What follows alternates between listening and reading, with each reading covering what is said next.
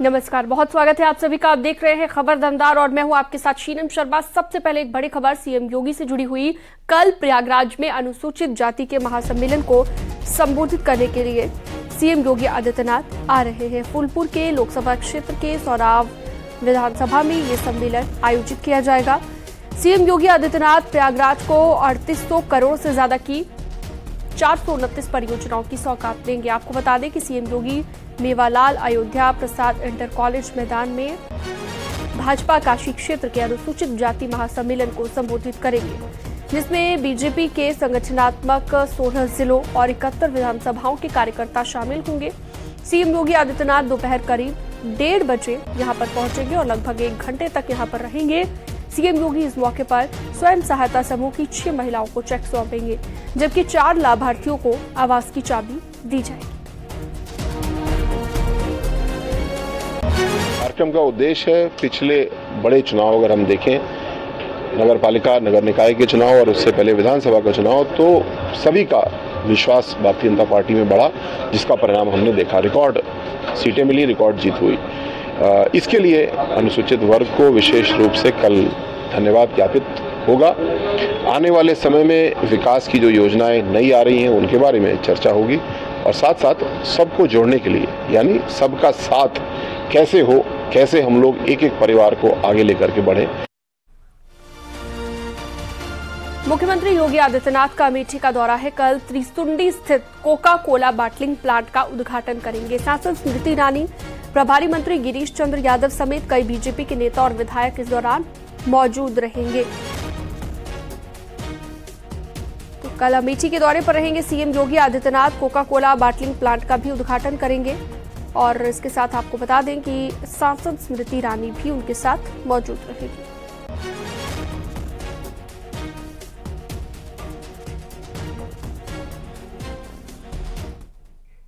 योगी सरकार शीतकालीन सत्र में अनुपूरक बजट लाने की तैयारी कर रही है। विधानमंडल में 2023-24 के लिए पहला अनुपूरक बजट पर भी काम शुरू हो चुका है। नवंबर के दूसरे हफ्ते में सरकार सत्र बुला सकती है। अनुपूरक बजट का आकार 35 से 40 हजार करोड़ रुपए के बीच हो सकता है। अनुपूरक बजट के जरिए चल रही योजनाओं को पूरा करने के लिए सरकार खजाना खोल सकती है।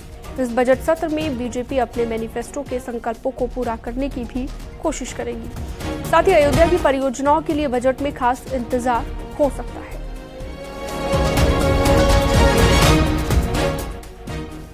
योगी सरकार शीतकालीन सत्र में अनुपूरक बजट लाएगी। इसके लिए वित्त विभाग ने तैयारियां तेज कर दी हैं और अनुपूरक बजट का आकार 35 से 40 हजार करोड़ के बीच का होगा।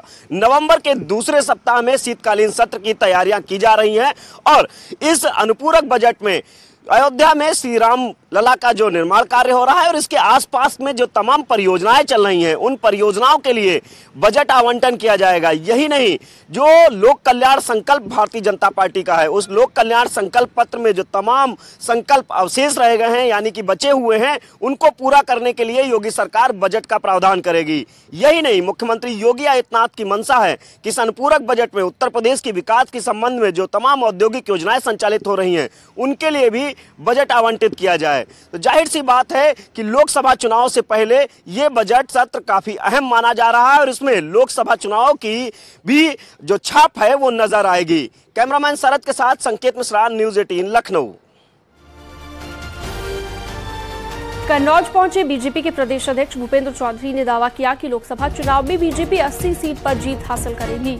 उन्होंने बताया कि पार्टी अपना रिपोर्ट कार्ड लेकर जनता के बीच पहुंचेगी। सभी 80 के 80 लोकतंत्र में सबको अधिकार है अपना, और भारतीय जनता पार्टी, हमारी सरकारें हैं केंद्र और राज्यों में, हम अपना रिपोर्ट कार्ड के साथ, अपना लेखा जोखे के साथ माननीय प्रधानमंत्री जी के नेतृत्व में 2024 में चुनाव में जाएंगे और कन्नौज सहित भारतीय जनता पार्टी उत्तर प्रदेश की 80 की 80 सीटें जीतेगी। कांग्रेस ने यूपी में पिछड़ों को साथ लाने की तैयारी शुरू कर दी है। समाजवादी पार्टी के पिछड़ा, दलित और अल्पसंख्यक यानी कि पीडीएफ फॉर्मूले को कांग्रेस भी अपना बनाने की तैयारी में अब जुट गई है। यूपी में कांग्रेस दलित गौरव संवाद यात्रा के साथ अब पिछड़ा वर्ग सम्मेलन भी करने जा रही है। वहीं 31 अक्टूबर को सरदार पटेल की जयंती पर लखनऊ में पिछड़ा वर्ग सम्मेलन आयोजित होगा। साथ ही अल्पसंख्यकों को साधने के लिए जल्द ही बुनकर सम्मेलन भी आयोजित किए जाएंगे। 31 अक्टूबर सरदार पटेल जी की जयंती के अवसर पर हम लोग प्रदेश स्तरीय सम्मेलन कर रहे हैं, जिसमें हमारी पार्टी के पिछड़े वर्ग के पूरे प्रदेश के नेता, कार्यकर्ता और तमाम लोग उपस्थित रहेंगे। इसके बाद इन सम्मेलनों के माध्यम से हम लोग जिले स्तर पर जाएंगे, फिर ब्लॉक स्तर पर जाएंगे और ग्राम स्तर तक इन अभियानों को चलाया जाएगा। मेरठ पहुंचे कांग्रेस के प्रदेश अध्यक्ष अजय राय ने एक बार फिर से समाजवादी पार्टी पर हमला बोला और कहा कि मध्य प्रदेश में समाजवादी पार्टी का कोई जनाधार नहीं है। उन्होंने एसपी और महान दल के गठबंधन को लेकर भी निशाना साधा। मिशन 2024 को लेकर कांग्रेस कह रही है कि 80 में से 80 लोकसभा सीटों पर चुनाव लड़ने के लिए वो तैयार है। कांग्रेस की क्या तैयारी है मिशन 2024 को लेकर? अब इसी से अंदाजा आप लगा लीजिए कि मेरठ जनपद में मेरा अभी अध्यक्ष बनने के बाद 2 महीने के अंदर मैं दूसरी बार है और कांग्रेस अपनी 80 की 80 सीट की तैयारी कर रही है। मध्य प्रदेश में समाजवादी पार्टी और कांग्रेस के कैंडिडेट आमने सामने हैं। समाजवादी पार्टी का महान दल के साथ भी समझौता हुआ है, इसको आप किस नजरिए से देखते हैं?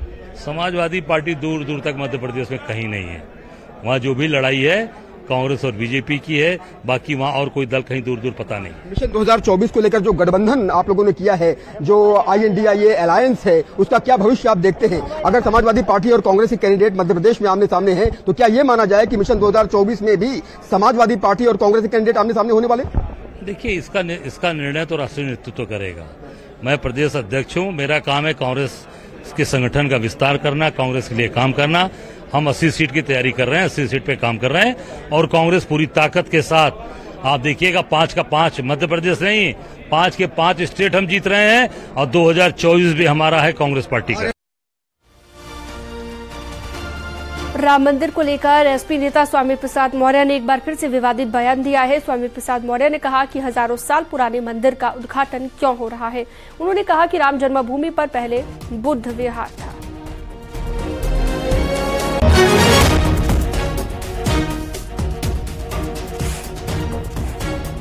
मंदिर में उद्घाटन का तो कोई औचित्य भी नहीं उठता,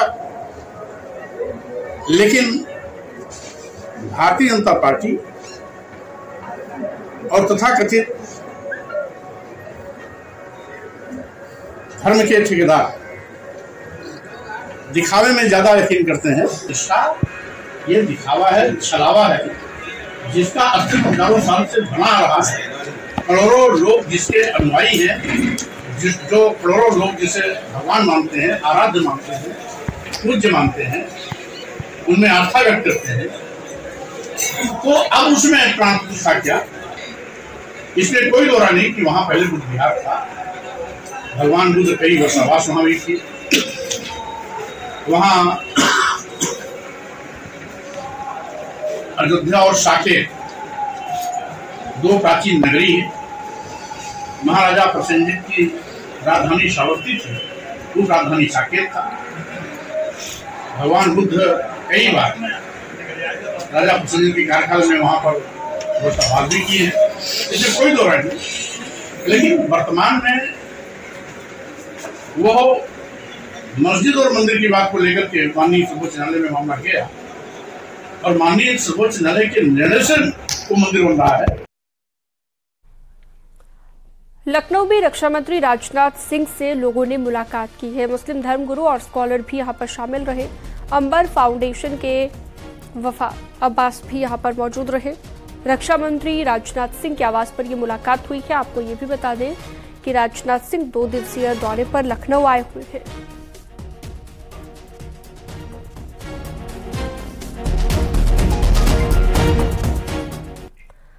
पंजाब सरकार में कैबिनेट मंत्री गुरमीत सिंह जल्द ही शादी के बंधन में बंधने जा रहे हैं। आम आदमी पार्टी के नेता और पंजाब सरकार में कैबिनेट मंत्री गुरमीत सिंह हेयर की शादी मेरठ की रहने वाली डॉक्टर गुरवीन कौर के साथ तय हुई है, जिसके चलते आज उनकी सगाई मेरठ के गोडविन होटल में होगी।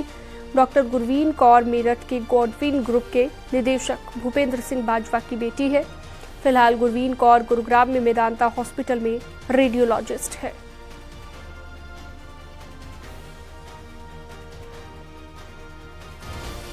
और चलिए इसी बीच एक बड़ी खबर फतेहपुर से चंगाई सभा की आड़ में धर्मांतरण का आरोप लगाया गया है। सूचना पर भी पुलिस पहुंची और उसके बाद चंगाई सभा में छापेमार कार्रवाई पुलिस की देखने को मिली है।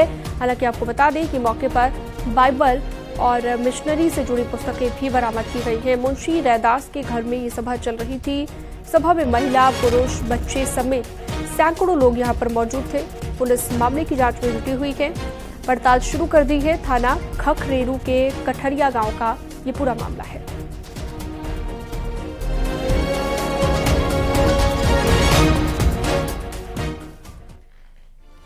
बुलंदशहर में पुलिस को कामयाबी मिली है। थाना अनूप शहर पुलिस ने ऐसे चोरों को गिरफ्तार कर लिया है जो गंगा स्नान करने आने वाले श्रद्धालुओं को शिकार बनाया करते थे और उनका सामान चोरी कर रफू चक्कर हो जाते थे। पुलिस ने 3 महिलाओं समेत गिरोह के 6 सदस्यों को गिरफ्तार किया है। इनके कब्जे से करीब 23,000 कैश और कई जोड़ी कपड़े बरामद किए गए।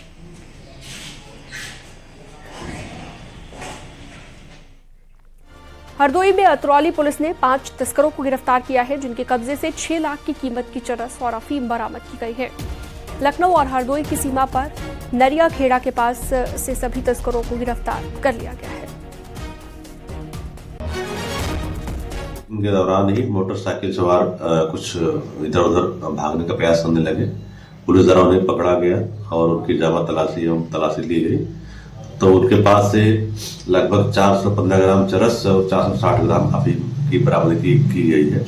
उपरोक्त मामले में थाना स्थानीय स्तर पर सुसंगत धारा में मुकदमा पंजीकृत किया जा रहा है और उन अभियुक्तों के विरुद्ध विधिक कार्रवाई की जा रही है। जो ये बरामदगी हुई है उसका मूल्य लगभग 6 लाख के आसपास बताया जा रहा है। यूपी पुलिस अपराधियों पर काल बनकर टूटी है। गाजियाबाद पुलिस ने छात्रा से लूट के आरोपी को मुठभेड़ में अरेस्ट किया तो वहीं नोएडा पुलिस ने मुठभेड़ में रेप की कोशिश करने वाले डिलीवरी बॉय को अरेस्ट कर लिया है। तो ये 2 तस्वीरें हैं आपकी टीवी स्क्रीन पर, पहली गाजियाबाद की और दूसरी नोएडा की। दोनों ही जगहों पर आप देखिए ये वारदातें सामने आई है। मुठभेड़ में अरेस्ट किया गया है लूट के आरोपी को। आगे बढ़ो। देवरिया में पुलिस ने प्रधान संघ के जिलाध्यक्ष की हत्या का खुलासा करते हुए पिकअप ड्राइवर समेत 2 आरोपियों को गिरफ्तार कर जेल भेज दिया है। वहीं उस गाड़ी को भी सीज कर लिया गया है जिससे प्रधान संघ के अध्यक्ष की कुचलकर हत्या की गई थी। मामला खुखुंदू थाना क्षेत्र के भरौली चौराहे का है। बताया जा रहा है कि अशोक मिश्रा अपनी बाइक से जिला मुख्यालय की ओर जा रहे थे कि तभी रास्ते में पिकअप गाड़ी ने उन्हें कुचल दिया और इलाज के दौरान मौत हो गई। पुलिस इस मामले में केस दर्ज कर चुकी है और कार्रवाई शुरू कर दी गई है और पुलिस के मुताबिक ये हत्या एक बड़ी साजिश है। इसमें कई लोगों के नाम भी सामने आए हैं। में अभियोग पंजीकृत कर लिया गया था। इस पूरे प्रकरण का खुलासा देवरिया पुलिस द्वारा कर दिया गया है और अभी तक 2 व्यक्तियों की इसमें गिरफ्तारी की गई है जो पिकअप है उसे भी सीज कर दिया गया है। इनकी गिरफ्तारी के बाद इनके जो बयान हैं उनमें क्रिमिनल कॉन्स्पिरेसी की चीज़ें भी सामने आ रही हैं, जिसमें एक और व्यक्ति का नाम सामने आया है।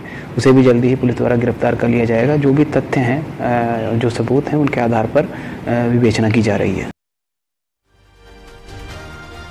और इसी बीच एक बड़ी खबर कासगंज से नहर किनारे मिला है अज्ञात युवक का शव। अधजली अवस्था में युवक का शव बरामद किया गया है। अधजली अवस्था थी और 25 साल का अज्ञात युवक जिसका शव मिलने के बाद क्षेत्र में सनसनी फैल गई है। ग्रामीणों ने शव को देखकर पुलिस को सूचना दी। मौके पर पुलिस पहुंची और अब शव की शिनाख्त करने में जुट गई है। फिलहाल अभी तक शव की कोई शिनाख्त नहीं हो पाई है, जानकारी नहीं मिल पाई है। रेलवे ट्रैक के पास की ये घटना बताई गई। हाथरस के पीएसी जवान ने राइफल से गोली मारकर खुदकुशी कर ली। इटावा की बटालियन में ये तैनात था। 3 दिन पहले संकिसा महोत्सव मेले में इटावा से एक बटालियन को भेजा गया था। 6 महीने पहले ही सिपाही की शादी हुई थी और वो छुट्टी लेकर मानसिक तौर से काफी वक्त से परेशान भी चल रहा था। पुलिस अधीक्षक ने बताया कि सचिन कुमार ने SLR राइफल से गोली मारकर आत्महत्या की है। जांच पड़ताल जारी है। आज सुबह 5 बजे सचिन कुमार नामक कांस्टेबल जो 19 बैच के हैं, उनकी कोर्ट की सुरक्षा में ड्यूटी थी और ड्यूटी के दौरान जब सभी ने आवाज़ सुनी तो वहाँ पे आए और प्रथम दृष्टया क्राइम सीन को देख के ऐसा प्रतीत होता है कि उन्होंने अपने सर्विस हथियार SLR से आत्महत्या की है। फील्ड यूनिट की टीम यहाँ मौजूद है, सभी साक्ष्य कलेक्ट किए जा रहे हैं और बॉडी को पोस्टमार्टम के लिए भिजवाया जा रहा है। परिवारजनों को सूचना दे दी गई है। रायबरेली में भीषण सड़क हादसे में 2 लोगों की मौत हो गई, जबकि 3 लोग गंभीर रूप से घायल हो गए हैं। कार में सवार LIC के कर्मचारी मीटिंग के लिए फैजाबाद जा रहे थे और इस दौरान कार ने सड़क किनारे खड़े लोडर में टक्कर मार दी। घटना बबूरी चौराहे की बताई गई। यहाँ पे आज सुबह लगभग 7 बजे के करीब जो होता है छतों के पास, पुलिया के पास जो होता है एक बोलेरो जो होता है पानी में गिर गई थी, जिसके बाद कि यहाँ पे जो होता है वहाँ से फ़ोन आया कि वहाँ पे एक्सीडेंट हो गया, वहाँ से पेशेंट आ रहे हैं यहाँ पे। तो यहाँ पे लगभग जो होता है कुल मिला के 6 लोग आए हैं, जिसमें से 2 लोग जो होता है मृत अवस्था में आए हैं, जिनका कि नाम संजीव शुक्ला है जो कि हटका के हैं और एक विकास चंद्र है जो कि NTPC उच्चाहार में पहले काम करते हैं। कानपुर देहात में तेज रफ्तार का कहर देखने को मिला। कार ने करीब आधा दर्जन लोगों को टक्कर मार दी, जिससे एक मासूम समेत 2 लोगों की मौत हो गई। वहीं अन्य लोग घायल हो गए। पुलिस मामले में वैधानिक कार्रवाई कर रही है। घटना रूड़ा थाना क्षेत्र के भौरा गांव की बताई गई।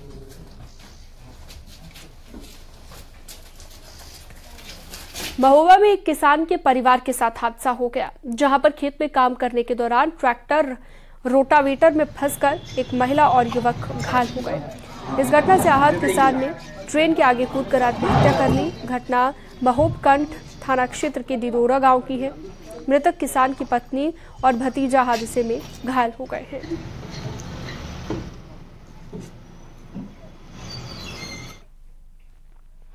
मेरठ में रैपिड रेल कॉरिडोर का निर्माणाधीन स्लाइडर गिर गया। स्लाइडर गिरने से यूपी पुलिस के सिपाही की जान बाल बाल बच गई। कार पूरी तरह से क्षतिग्रस्त हो गई है, जबकि घायल सिपाही इलाज के लिए अस्पताल में भर्ती है। घटना पल्लवपुरम क्षेत्र के डोरली की बताई गई है। कहा जा रहा है कि घायल सिपाही अमित उपाध्याय फिरोजाबाद में ही तैनात है। मैं आ रहा था वहाँ से हाईवे के नीचे से, जहाँ पे मेट्रो वाला पुल बना हुआ है, निकल के आ रहा था वहाँ से, तो आगे बस भी आ रखी थी। तो ऊपर से मेट्रो का जो काम चल रहा है उसमें से पिलर गिर गया था, उसका जो उसका स्ट्रक्चर रेडी करते हैं उस वाला। तो वहाँ से वो मेरी गाड़ी के बैक साइड में गाड़ी भी डैमेज हो गई है, पूरी पीछे की साइड से पूरी गाड़ी खत्म हो गई है। इस टाइम गाड़ी में आप अकेले थे या कोई और भी आप? नहीं, मैं ही था, अकेला ही था मैं। क्या मंजर रहा होगा, कैसा लगा था आपको इस टाइम ये हादसा हुआ? उस टाइम कुछ नहीं, मैं थोड़ा उसी टाइम जैसा एक्सीडेंट हुआ था बेहोश हो गया था थोड़ा मैं। उसके बाद मैंने दरवाजा खोलने की कोशिश की पर खुला नहीं था। फिर किसी भाई ने आके बाहर से रोड से दरवाजा शीशा तोड़ा, तब मैं निकला था वहां से। बलिया में एक सड़क हादसे में 4 लोगों की मौत हो गई। 6 घायलों को ग्रामीणों को ने जिला अस्पताल में भर्ती करवाया और गंभीर रूप से घायल थे तीनों, जिन्हें वाराणसी के BHU अस्पताल के लिए रेफर कर दिया गया। बताया जा रहा है कि अज्ञात गाड़ी ने सामने से आ रही ऑटो में टक्कर मार दी थी। टेम्पो में 12 लोग सवार थे और ये लोग मैरिज हॉल से खाना बनाकर लौट रहे थे। सभी लोग मऊ जिले के सदर मस्जिद के रहने वाले थे। CM योगी ने बलिया में हुए सड़क हादसे पर गहरा दुख व्यक्त किया है। मृतकों के परिवार वालों के प्रति संवेदना व्यक्त की और हादसे में घायलों का सही तरीके से इलाज कराने के निर्देश दिए। अज्ञात वाहन से दुर्घटना हुई है, जिसमें 12 लोग उसमें घायल हुए हैं। इनमें से 4 के दुर्घटना मृत्यु मौके पर हो गए। बाकी 8 जो घायल हैं उनका उपचार यहाँ चल रहा है, जिनमें से 4 को क्रिटिकल पाते हुए यहाँ से रेफर किया जा रहा है BHU में, जिसकी व्यवस्था की जा रही है। CMO साहब यहाँ मौके पर मौजूद है, DM साहब हैं। ये कौन लोग थे सर? ये सभी जो घायल और मृतक हैं ये जनपद मऊ के रहने वाले हैं। संभवतः ये किसी वैवाहिक कार्यक्रम में खाना बनाने आए थे। हाथरस के सासनी में गोदाम के सुपरवाइजर की पीट कर हत्या करने का मामला सामने आया, जिसके बाद परिजनों ने जमकर हंगामा किया। आरोप मिल संचालक और उसके साथियों पर लगा है। बताया जा रहा है कि सुपरवाइजर काम पर जा रहा था, उसी दौरान राइस मिल के मालिक के साथ उसका विवाद हो गया। इसके बाद लाठी डंडों से पीटकर उसकी हत्या कर दी गई। वहीं हत्या की सूचना के बाद पुलिस मौके पर पहुंची और मामले की जांच शुरू की।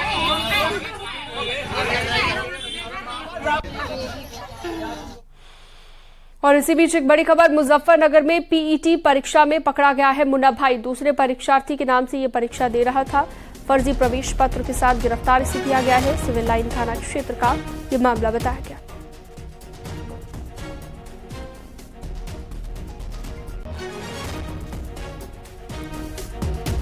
सीतापुर में बुजुर्ग के साथ अमानवीयता का मामला सामने आया। बताया जा रहा है कि पेंशन को लेकर बहू और बेटी ने बुजुर्ग को 2 महीने तक बंधक बनाए रखा।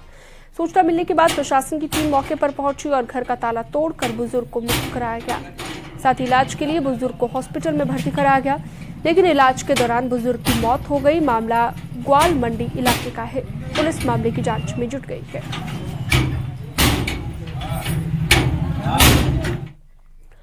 बागपत में पुरानी रंजिश के चलते किसान की हत्या का मामला सामने आया। खेत से वापस लौट रहे किसान की गोली मारकर हत्या कर दी गई। बताया जा रहा है कि किसान के बेटे ने आरोपी पक्ष के एक युवक की हत्या कर दी थी और उसी रंजिश को लेकर आज किसान की गोली मारकर हत्या कर दी गई। हत्या की सूचना पर पुलिस मौके पर पहुंची और जांच शुरू कर दी गई। घटना बड़ौद के हिलवाड़ी गांव की बताई गई।